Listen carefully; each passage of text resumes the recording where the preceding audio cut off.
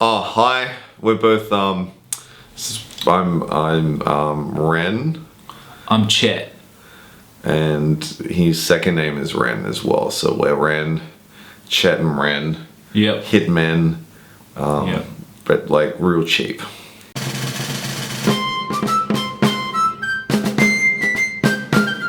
Yeah, that's the thing. That's what we offer, a service that's unparalleled in Onslow. It's like no one else is killing anyone for money in Onslow. And we thought, well, there's an opening there. There's a gap.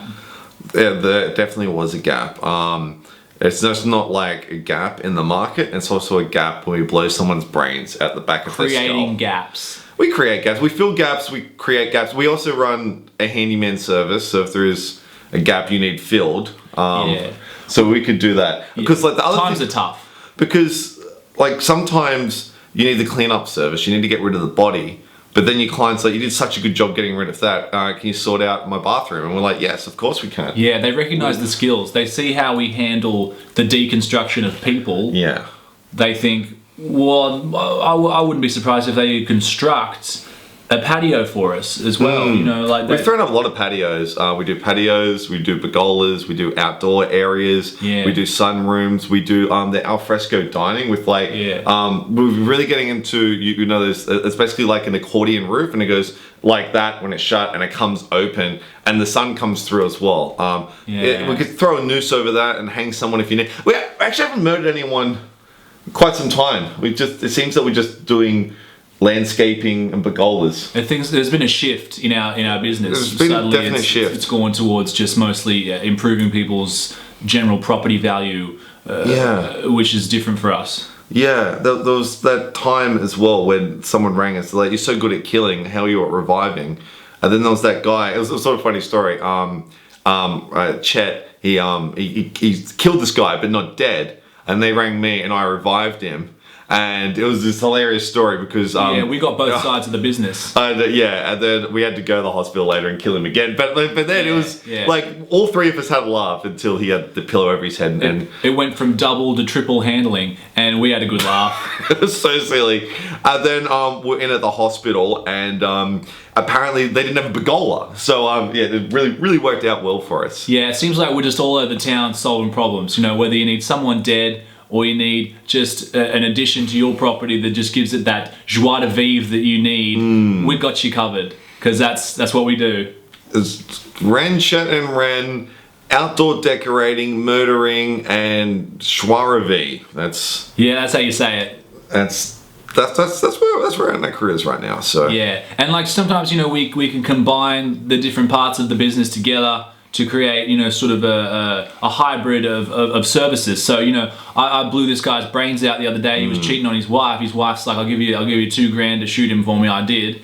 But it happened to be on her back patio, and she saw like the explosion of blood and carnage all over the thing. And she thought, I quite like that hue. I quite like that reddish hue on my wood there, on my treated pine. And so, yeah, that's how it just kind of went from there. Well, it's interesting because basically, like, we make dreams come to life, and dreams are in the brain. So sometimes when the brain gets onto outside surfaces, it just seems a lot clearer. Yeah, dreams coming true in a carnage way. And I've seen people who've murdered shit and pissed themselves. But that earthy brown, I feel is really coming back. It's very rustic, it's very earthy, and a lot of our clients are really liking that at the moment. We murdered. Remember that woman we murdered in the yoga studio? Yeah, right. Who could forget? And then like Barbara. Yeah, and then all that sort of like yellow snot come out of her nose because we tried to poison her. We gave her this bacterial infection. It didn't quite work out. Sometimes we try to get a bit exotic. Yeah, you know, we'll see like a James Bond film and just try to be a little bit more creative and like I say, exotic. Doesn't always work out. It does. Most of the time it doesn't work out, but in this case with the snot, it complemented the wall beautifully. So it did work out in a way. Yeah, it was a very it was like a monochromatic sort of like color scheme. It was very asynchronous, and it's really 2016, I think. Yeah, it's very now. Yeah, Have we? When was the last time we actually did a murder though? Well, I mean, Barbara was springs to mind. I think maybe it was but it was a freebie though. It was It's just like look, like sometimes you do paid work, okay, and other times you sort of you're chasing leads. So like you murder someone and then you do that for free. Be like, no, I'm not repainting your patio for free, and that's where you get them. You got to put your foot down sometimes because you know people just start thinking, well, these guys can just transform my whole life for me because they got all these skills. Well, hey, they come at a price. They do come at a price. They come at a price. End of the day. So like. Recently, it hasn't been money. We got given a tray of Lemingtons. There are times with little old ladies, sweet little old ladies who want their sons killed that will make a little bit of a concession for. You know, it was fuck. And then we tried to get our tax done, and that was an ordeal because we said to the accountant, we're paid murderers, and he's like. Upfront, we were being upfront. He's like, usually people in your industry don't launch business activity statements, but Chet insists. I like to do things above board, you know? Yeah. By the book. It's a little too above board. And he's like, okay, well, if you're murdering people and using their dismembered body parts in order to get a palette for interior decorating, maybe this is something that you don't want to share publicly. And I'm like, we're not sharing it publicly. And he's like, have you seen the website that your business partner made? And I open it up and there's our faces.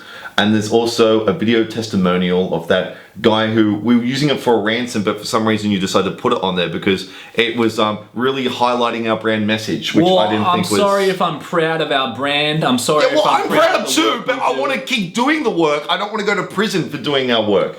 Look, I get so excited about how much we're changing this town, and sometimes, you know, I want to share it with people, and like, you know, sue me if I'm proud of who we are.